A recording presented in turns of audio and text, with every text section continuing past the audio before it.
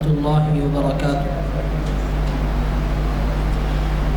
أعوذ بالله من الشيطان الرجيم.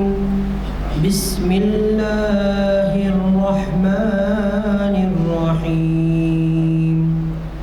إن أصحاب الجنة اليوم في شغل فاكهون هم وأزواجهم في ظلال على الأرائك متكئون.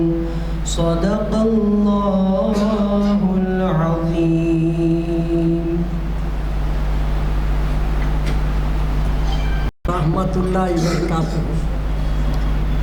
آج 15 صفر مظفر اور 21 اگست 2024 بروز چہارشنبہ بعد نماز عصر مسجد عالیہ گن فاؤنڈری کے کانفرنس ہال میں محفل اقبال شناسی کی 1172ویں نشست ہے.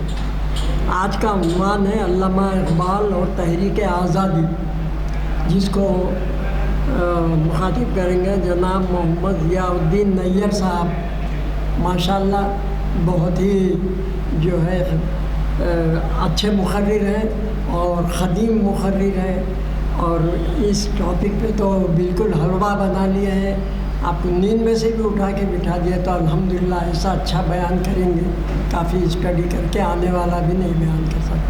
میں ادباً جناب ضیاء الدین نیّر صاحب سے، محمد ضیاء الدین نیّر صاحب سے گزارش کروں گا کہ وہ ڈائس پر آئیں اور ہمیں مخاطب فرمائیں. بسم اللہ الرحمن الرحیم. نحمدہ ونصلی علی رسولہ الکریم. اما بعد. محترم افتخار حسین صاحب اور بزرگ ہمارے معزز ہمارے بہت دیر سے اقبال شناسی کی محفل میں شریک ہوئے. اب بہت کم لوگ پرانے رہ گئے ہیں، اور الحمدللہ غلام یزدانی صاحب سینئر ایڈوکیٹ کی دلچسپی سے اقبال اکیڈمی کے ساتھ ساتھ یہ محافل اقبال شناسی کا آغاز ہوا، اور اس سے کافی نوجوان مستفید ہوئے. میں البتہ آج تھوڑا سا I am deviating the topic جو ہے کچھ غلط فہمی ہو گئی. میں نارائن گڑے میں بیٹھا ہوا تھا، فون آیا طاہر صاحب کا، تو بہرحال کبھی غائب نہیں ہوا. میں جب اعلان کیا گیا تو عام طور پہ ہمارے بعض احباب بڑی ہماری ہمت ہمارے کو جو عزت دیتے ہیں کہ ہم اس قابل نہیں ہیں، لیکن اللہ تعالیٰ کے فضل و کرم سے جب حضور اکرم صلی اللہ علیہ وسلم کی پیدائش جو ہے مکے میں ہوئی، اور اس کے بعد ان کے والد محترم کے ساتھ اور والدہ کے ساتھ مکے سے مدینہ گئے. اس زمانے میں اس کو یثرب کہا جاتا تھا. وہاں گئے، وہاں حضرت عبداللہ بیمار ہوئے، حضور اکرم صلی اللہ علیہ وسلم کے والد محترم، اور وہیں پر انتقال کر گئے صرف 35 سال کی عمر میں. اور حضرت عبد المطلب کو بعض روایات میں آتا ہے کہ 13 بیٹے تھے، اور بعض روایات میں آتا ہے کہ 10 بیٹے تھے. انہوں نے منت مانگی تھی کہ اگر مجھے اللہ نے 10 لڑکے دیے تو میں اس میں سے ایک لڑکے کو قربان کر دوں گا. اب آپ دیکھیے کیسے ان کی اللہ پر یقین تھا کہ انہوں نے حضرت عبداللہ کو اپنے عہد کے مطابق جب دیکھے کہ آپ 11 یا 13 لڑکے ہیں، ان کو کہا میں نے تو منت مانگی ہے، ہاتھ پکڑا اور آگے لے کے چلے گئے۔ تو اسی لیے رسول اکرم صلی اللہ علیہ وسلم کہتے تھے میں ڈبل مذہبی ہوں، ایک تو حضرت اسماعیل علیہ السلام اپنے اجداد کے اعتبار سے، اور دوسرے جو ہے یہ ان کے والد عبد المطلب جو ہے بچے کو جو چونکہ نیت کی تھی انہوں نے وہاں پر کعبے کے اطراف، ہمارے پاس بھی یہاں دیہاتوں میں اور اس میں دیکھتے ہیں آپ کہ بزرگ ایک بیٹھے ہوئے ہیں، شطرنجی بچھی ہوئی ہے، اور ان کے 11 لڑکے عبد المطلب کے پاس آتے تو آپ کیا کرتے، ان کو ہٹا دیتے، اپنے پوترے کو جو ہے زیادہ چاہتے تھے۔ حضرت محمد مصطفیٰ احمد مصطفیٰ صلی اللہ علیہ وسلم کو بہت پیار کرتے تھے، اور اس کی وجہ یہ تھی کہ پیدائش کے بعد آپ جانتے ہیں کہ مکے کا عرب کا رواج یہ تھا کہ اپنے بچے کو دیہات میں بھیجتے تھے تاکہ وہاں وہ بچہ جو ہے طاقتور بنے اور لوکل لینگویج اس کو آئے، دیہات میں رہنے سے وہ لوکل لینگویج بھی وہ سیکھ سکتے ہیں۔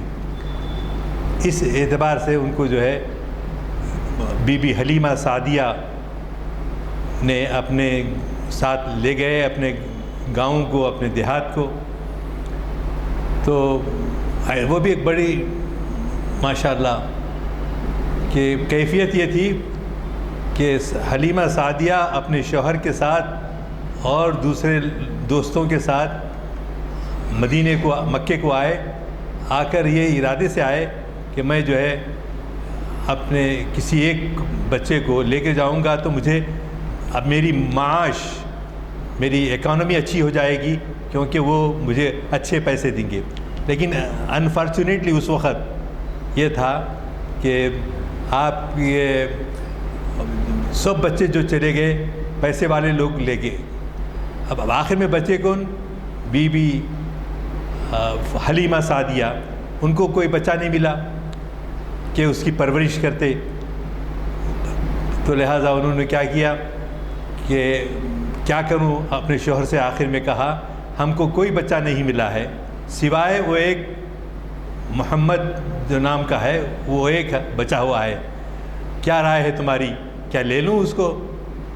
تو بیوی نے مہر اپنے ہسبینڈ سے یہ کہا آپ لے لیجئے، انشاءاللہ اللہ دے گا۔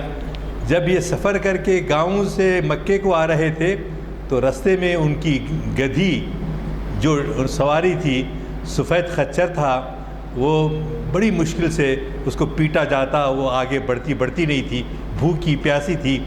تو ایسے حالت میں جب انہوں نے محمد صلی اللہ علیہ وسلم کو لیا، اور لینے کے بعد اب معجزے دیکھیے کہ رسول اکرم صلی اللہ علیہ وسلم بھوکے پیاسے، اور ان کی والدہ کے جو حلیمہ سعدیہ ہیں ان کو جو ہے برابر فیڈنگ نہیں کر سک رہے تھے، یعنی دودھ پلا نہیں سک رہے تھے۔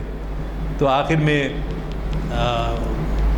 جب محمد صلی اللہ علیہ وسلم کو انہوں نے لے لیا اعتماد کے ساتھ، تو آپ نے دیکھا کہ وہ گدھی جس کے تھن میں دودھ نہیں آ رہا تھا، وہ ایک دم اس کا دودھ پی کر سب جو ہے سیر ہو گئے، سیراب ہو گئے۔ اور اسی طرح ان کے شوہر اور وہ بیوی، میاں بیوی بھی، ان کی خچر چل نہیں رہا تھا، وہ بھی وہاں کا دودھ پی کے کھانا، جو بھی کھانے کو ملا وہ کھا کر جو ہے ایسے تیزی رفتار سے دوڑنے لگے۔ تو ساتھی جو تھے وہ بولے تھے اے حلیمہ تم کو کیا ہو گیا، تمہارے خچر کو اتنی تیزی سے دوڑ رہا ہے، اب تک تو آتے وقت تو وہ کیفیت نہیں تھی۔ دیکھو بی بی، یہ سب اللہ کے کرشمے میں ہے۔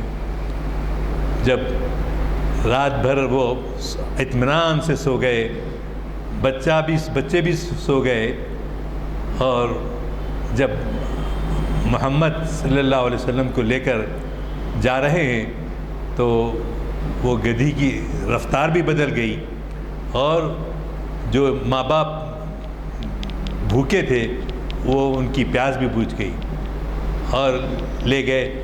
جب گاؤں کو پہنچے تو دوسرے دن تیسرے دن آپ دیکھیں گے کہ معجزے پر معجزے ہو رہے ہیں، معجزے پر معجزے ہو رہے ہیں.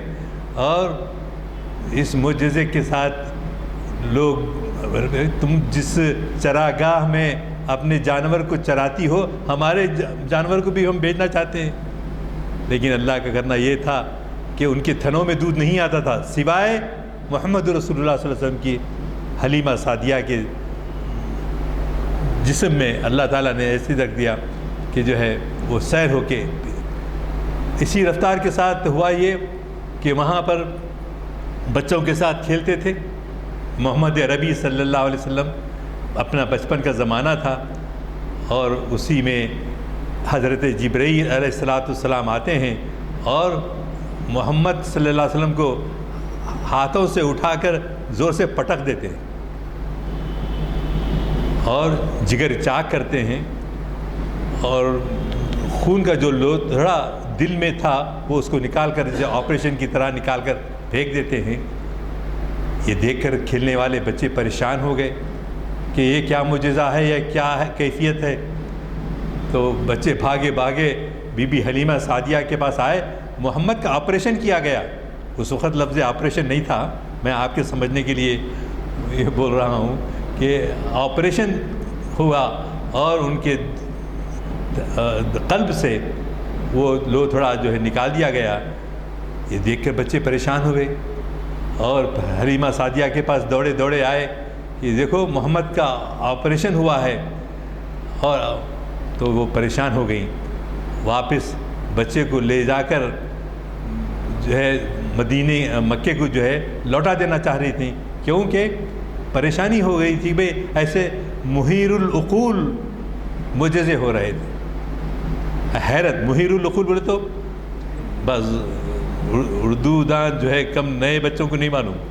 محیر العقول یعنی حیرت اور ششدر رہ گئے کہ ایسا کیسا. تو چنانچہ حلیمہ سعدیہ نے بچے کو لے کر 3 سال تقریباً آپ کے زیر تربیت رہے. اور جب لے جا کر کہا اماں جان ہم سے تو نہیں ہوتا، یہ بچے کی جو ہے ایسی کیفیات ہیں، ہم کو گھبراہٹ ہوتی ہے. تو چنانچہ وہ مکے لوٹا دیے گئے. مکہ لوٹا دینے کے بعد جو ہے ان کے والدہ بی بی آمنہ جو ہے چاہتے تھے کہ اپنے شوہر کی قبر کی زیارت کرنے کے لیے مدینے کا ارادہ کرتے ہیں. مدینہ جاتے ہیں اور مدینے میں مہینے 2 مہینے گزارنے کے بعد کچھ لوگوں کو اب ہر جگہ نہیں بتاتے، لیکن حضرت عبداللہ کی جو مزار ہے وہ اب جو ایکسٹینڈڈ ایریا ہے مسجد نبوی صلی اللہ علیہ وسلم سے اگر آپ نکلے باہر تو جہاں خلفاء کے دروازے بنے ہوئے ہیں نام سے، تو وہاں جو ہے ان کی خبر ہے. تو ان کی زیارت کرنے کے لیے شوہر کے خبر کی زیارت کرنے کے لیے وہ بی بی آمنہ اپنے بچے کو لے کر مدینہ جاتے ہیں. مکہ آنے کے بعد ہوا یہ کہ مہینے 2 مہینے اچھے رہے، پھر بیماری نے اثر کیا اور اس بیماری کی وجہ سے جب وہ نکلے اور حضرت عبداللہ جو ہے راستے میں ہی ان کا ابوا میں انتقال ہوگا. مقام ابوا میں ان کا انتقال ہوا. اب آپ دیکھیے، میں بہت پہلے بھی ذکر کیا تھا کہ مناظر احسن گیلانی رحمۃ اللہ علیہ ایک بڑے صوفی منش عالم دین، کہاں سے بہار سے آئے تھے، حیدرآباد میں رہتے تھے اور حیدرآباد میں کئی شاگرد جو ہے ان سے استفادہ کیے. ان کا ایک معمولی چھوٹا سا شعر ہے،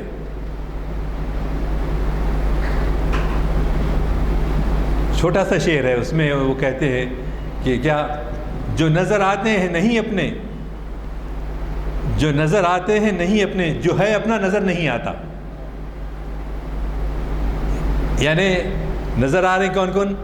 ماں، چچا، تایا، دادا، یہ سب اللہ کے فضل سے کیا ہے، یہ نظر آنے والے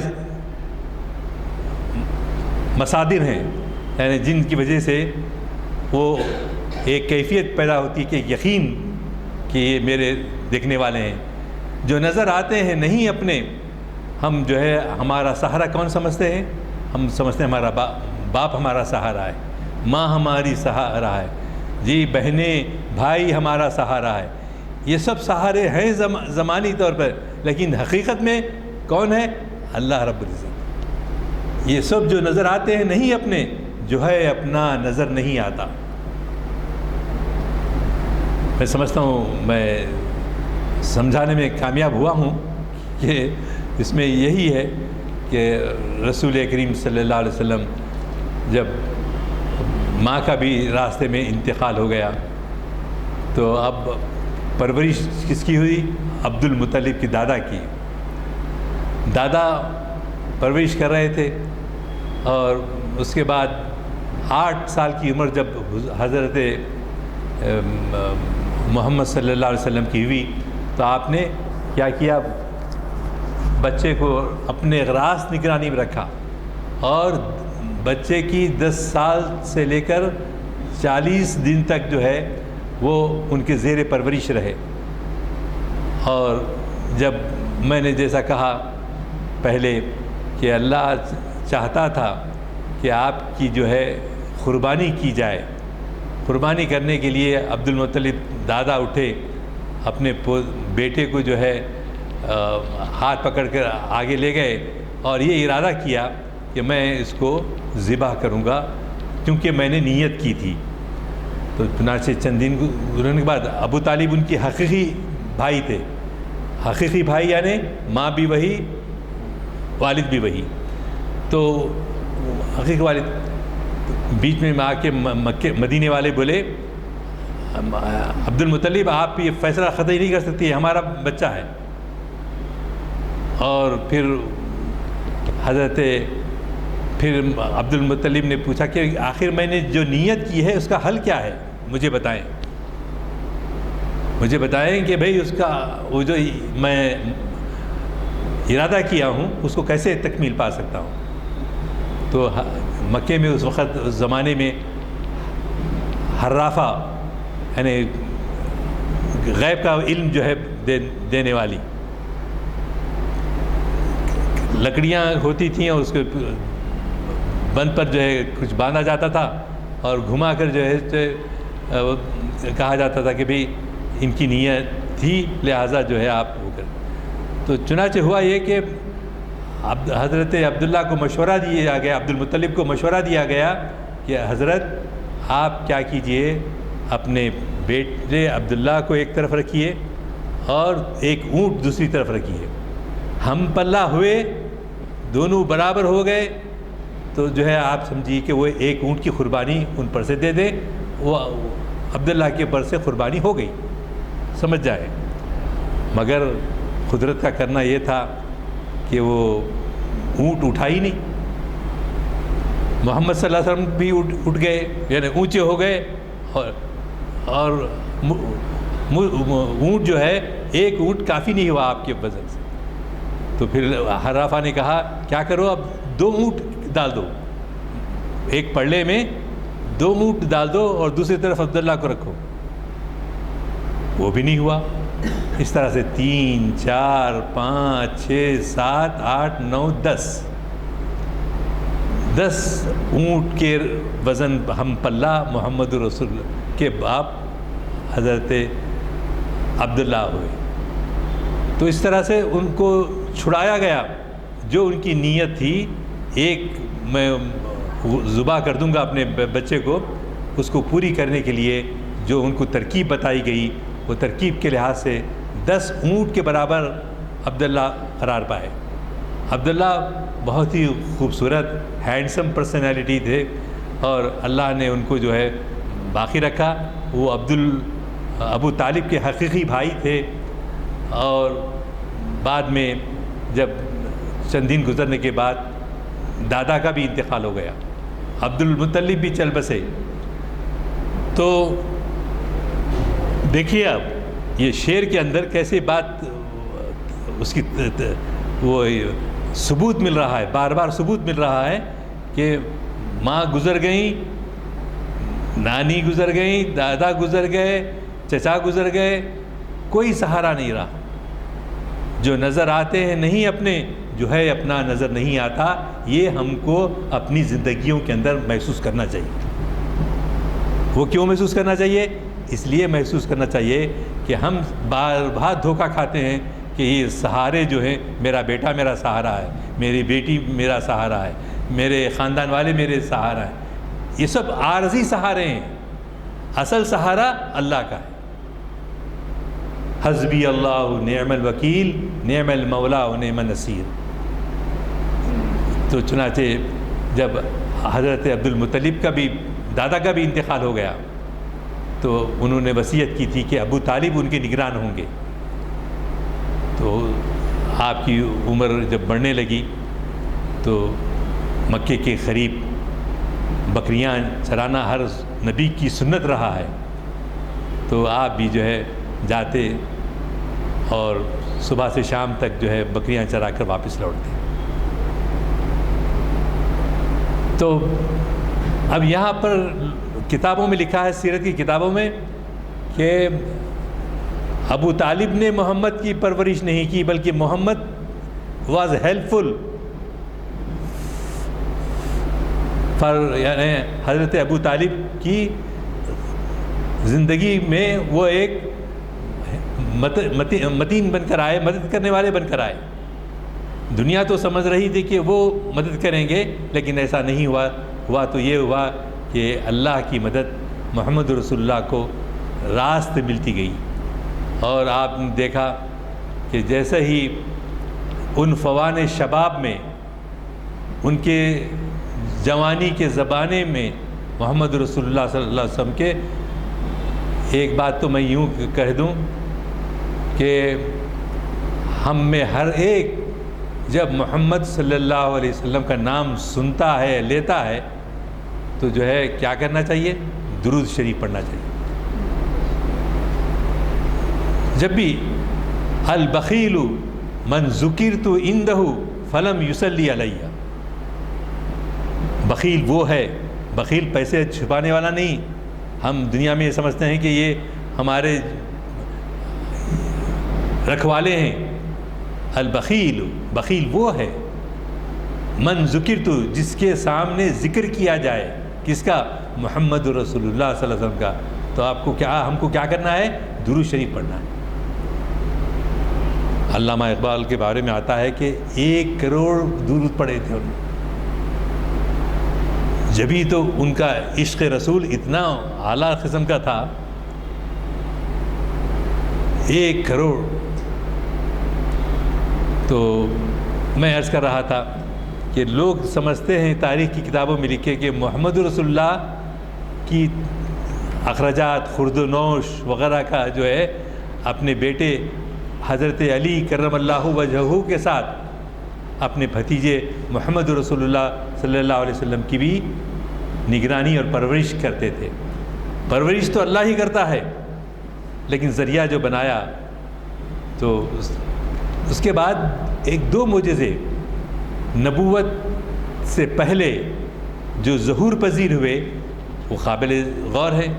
ایک تو یہ ہوا کہ عبد المطلب کے خواب میں یہ آیا کہ چاہ زمزم، زمزم کا کنواں مکے میں فلاں جگہ موجود ہے، تم اس کی کھدائی کر کر اس سے استفادہ کرو۔ یہ خواب میں دیکھ رہے ہیں، مسلسل دیکھ رہے ہیں۔ کون؟ حضرت عبد المطلب دیکھ رہے ہیں۔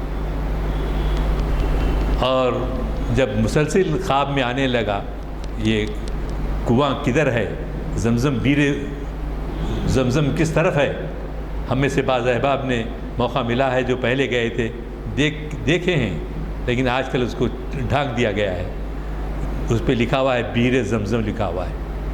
بیر کہتے ہیں کنویں کو، تو کنواں تھا، اس کو خواب میں آ کے اللہ نے جو ہے ان کو کہا کہ اللہ رب العزت نے کہ جو ہے فلاں جگہ پر زمزم کا کنواں ہے، آپ اس کو کھدائی کر کے اس سے استفادہ کریں۔ تو یہ تعبیر اور ایک خواب میں سن کر آپ نے جو ہے کام شروع کیا۔ جو آئیڈینٹیفائڈ لینڈ تھی، آئیڈینٹیفائڈ جو علاقہ تھا، کیونکہ بے آب و گیا ریگستان، جب انہوں نے حضرت ابراہیم علیہ السلام نے بیٹے حضرت اسماعیل کو چھوڑ کر جانے لگے بی بی ہاجرہ کے ساتھ، تو اس وقت کیا کہا بیوی نے؟ جو ہسبینڈ، جو حضرت ابراہیم بیٹے کو اور بیوی کو وہاں چھوڑ کر جا رہے ہیں، تو بیوی نے صرف یہ سوال کیا کہ آپ کیا اللہ کے بھروسے پہ چھوڑ کے جا رہے ہیں یا آپ خود کے فیصلے پر؟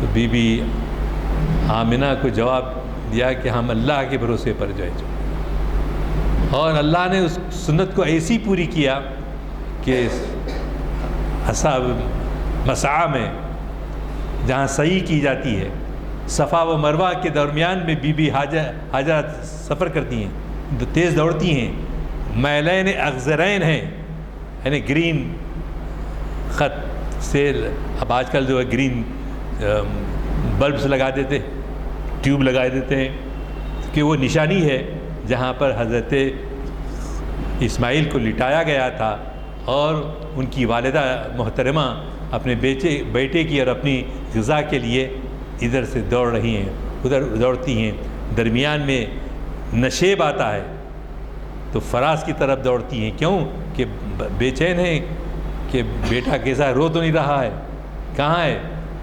تو 7 چکر کرتے ہیں تو ہماری صحیح پوری ہوتی ہے۔ اللہ نے حضرت عبد المطلب کو یہ توفیق دی کہ وہاں زمزم کا کنواں نکلے، اسی لیے پانی جب ابلنے لگا تو زم زم رک جا رک جا، ٹھہر جا ٹھہر جا، اور اس کے بعد رفقا، اپنے خاندان والے لوگ عبد المطلب سے جھگڑا کرنے لگے، وہ کنویں میں ہمارا بھی حصہ ہے، تم اکیلے فائدہ نہیں اٹھانا، ہم بھی ہیں حقدار۔ تو اگین حضرت عبد المطلب نے کہا میں تم کو نہیں دے سکتا، کیونکہ یہ میں نے جو خواب دیکھا ہے اکیلے میں نے اپنے لیے دیکھا ہے، میں ایسا تو نہیں کہتا کہ آپ سب لوگوں کے بارے میں مجھے علم دیا گیا ہے۔ تو دوبارہ کیا ہوا؟ ان لوگوں نے کہا چلو وہ حرافہ کے پاس جا کے اس سے پوچھتے ہیں کہ کیا کیا جائے، کیا فیصلہ لیا جائے۔ تو آپ نے کہا ٹھیک ہے۔ عبد المطلب ساتھ ساتھ گئے لوگوں کے، مگر رستے میں کچھ ایسے معجزات ہوئے کہ جن کو سن کر سبھی لوگ بولے کہ نہیں، یہ حق عبد المطلب کا ہے، وہی انچارج ہیں اس کے، وہی حقدار ہیں اس کے، کیونکہ اللہ نے ان کے خواب میں وہ چاہ زمزم کس جگہ تھا اور کھودنے کا حکم دیا تھا۔ تو برادران عزیز، ایک دوسرا معجزہ کیا؟ محمد رسول اللہ صلی اللہ علیہ وسلم کی آمد سے 55 دن پہلے، 55 ڈیز ارلی، آپ کی پیدائش کے بارے میں اطلاع دی گئی، اور آپ کے جو ہے جو کنواں کھدا ہے وہ آپ کے خواب میں آیا، جس وجہ سے عبد المطلب بڑے اطمینان کے ساتھ اس کے متولی رہے، اس کو سنبھالا، اور ضرورت مندوں کو، آنے والے لوگ بھی جو گزرتے تھے ان سب کو اس سے استفادہ کیا۔ ہاشم ان کے عبد المطلب کے والد کا نام تھا، تو ہاشم وہ آدمی ہے جو اب مکے کو ہم اس میں جاتے ہیں عمرے کے لیے، حج کے لیے، تو ہم بھی جو ہے کیا کھاتے ہیں؟ سامبولی کھاتے ہیں۔ سامبولی جو روٹی ہوتی ہے اس میں جو ہے گوشت ڈالا جاتا ہے، تو وہ ہاشم نے اب آنے والے حاجیوں کے لیے سب سے پہلے انوینٹ کیا، سب سے پہلے اس کو دریافت کیا. اور دوسرا بڑا کارنامہ یہ ہے کہ لإیلاف قریش ایلافہم رحلۃ الشتاء والصیف. اور ایسی جو ہے آپ کو ہاشم نے وہ اس زمانے کے لحاظ سے بڑے تاجر تھے، تو انہوں نے سورہ لیلاف کی جو آیت ہے اس کو پڑھ کر سفر کرنے کے دو، ایک 6 مہینے کا، دوسرے 6 مہینے کا، ایک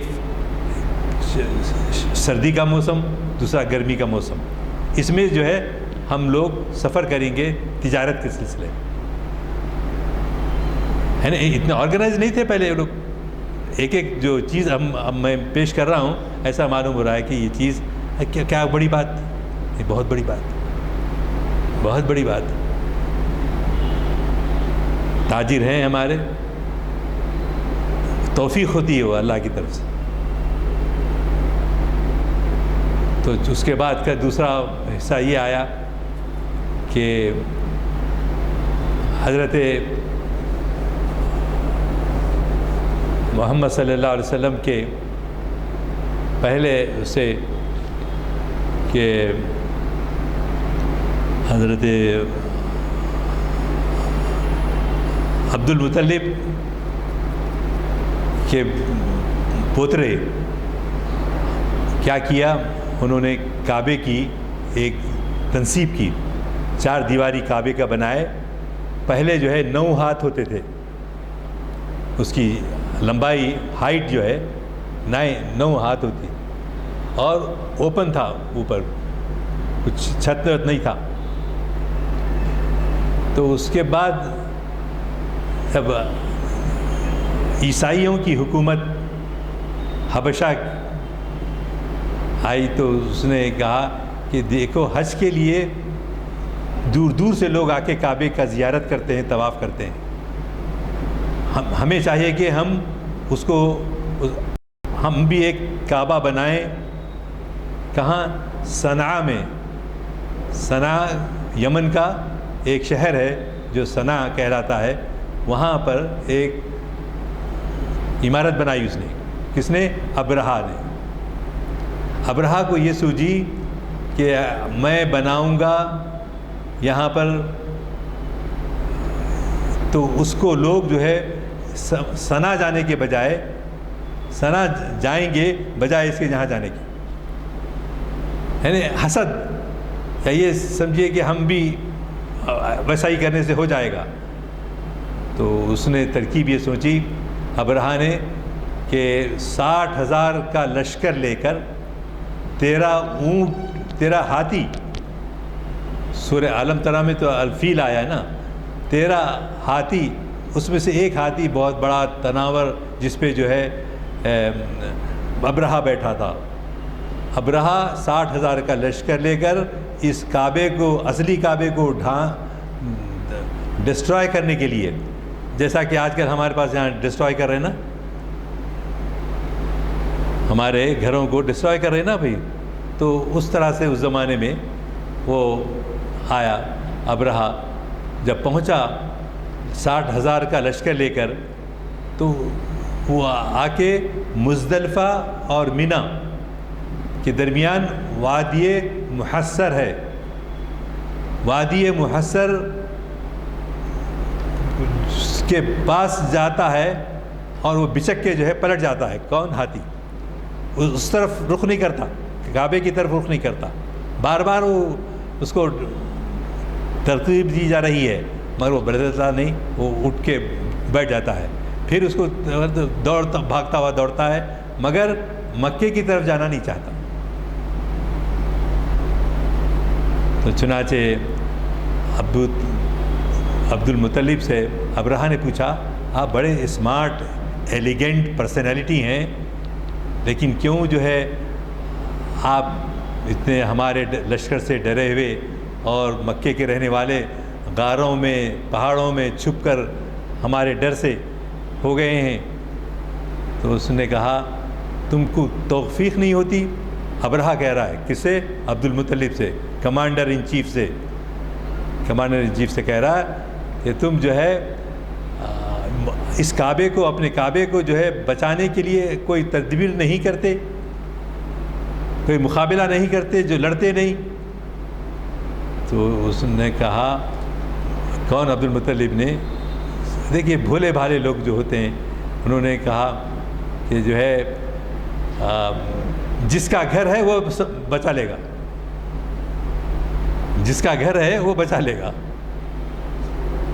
وہ یقین تھا، وہ یقین رہنا. اللہ میاں اس وقت ہی مدد کرتے. تو چنانچہ اللہ کا حکم ہوا تو ابابیل جو ہے ان کے چونچوں میں ایک ہوتی تھی اور پیر میں دو، پیروں میں دو ہوتے تھے، اور وہ دوڑ کر 60,000 کے لشکر کو کنکریوں سے مارتے. حالانکہ بہت ہی معمولی کنکر، ارے کنکر سے ہی وہ کیا. تو گویا اس کا ابرہہ جو ہے لوٹ گیا. ابرہہ کو کامیابی حاصل نہیں ہوئی اور وہ اس کے انگلیوں کے جو پور ہوتے ہیں وہ تو جھڑنے لگے اور پیٹ اس کے جسم میں چلے جا کر ایسا معلوم تھا کہ وہ یہ ثنا پہنچنے سے پہلے ہی وہ مر گیا. جو بری نیت کرتا ہے اس کا یہ انجام ہوتا ہے. جو چنانچہ وہ اس کا انجام ہوا. اور یہ دوسرا معجزہ ہوا. پہلا معجزہ زمزم کا ہوا، دوسرا معجزہ ابرہہ کو شکست دینے کا ہوا کہ کس طرح سے اللہ کی مدد آتی ہے. ہم کو یہ یقین، مسلمانان ہند کو بھی اپنا یقین رکھنا چاہیے کہ اللہ کی مدد ضرور آئے گی. اللہ ہم کو بے سہارا نہیں چھوڑے گا. آزمائش کے لیے تھوڑا بہت ہوتا ہے، لیکن ہم کو یقین کامل ہے کہ جس طرح سے ابرہہ کو شکست ہوئی اس طرح سے آج کے زمانے کے ابرہاؤں کی بھی انجام ہونے والا ہے. لیکن اس پہ فخر نہ کیجیے، اس پہ زیادہ سے زیادہ رجوع الی اللہ رہنا چاہیے. اللہ کو یاد کرنا، اللہ کی مدد کے طالب ہونا، انہی صورت میں جو ہے ہم آگے بڑھ سکتے ہیں. اور یہ جو آج مکے کی زندگی کے بارے میں نے کچھ کہا ہے، اس پہ آپ اور بھی کتابیں پڑھیے، اس سے اپنے معلومات میں بھی اضافہ ہوتا ہے. اور محمد رسول اللہ صلی اللہ علیہ وسلم سے محبت، ان کی جو شخصیت تھی، اللہ نے ان کو کیسے بچایا، یہ ہمارے لیے ایک سبق ہے، درس ہے. اور انشاءاللہ العزیز المستعان اللہ کی مدد ضرور آئے گی. ان اللہ و ملائکتہ یصلون علی النبی یا ایھا الذین آمنوا صلوا علیہ وسلموا تسلیما. اللہم صلی علی سیدنا شفیعنا نبینا و حبیبنا و مولانا محمد بارک وسلم. ماشاء اللہ صاحب، بہت اچھا بیان تھا.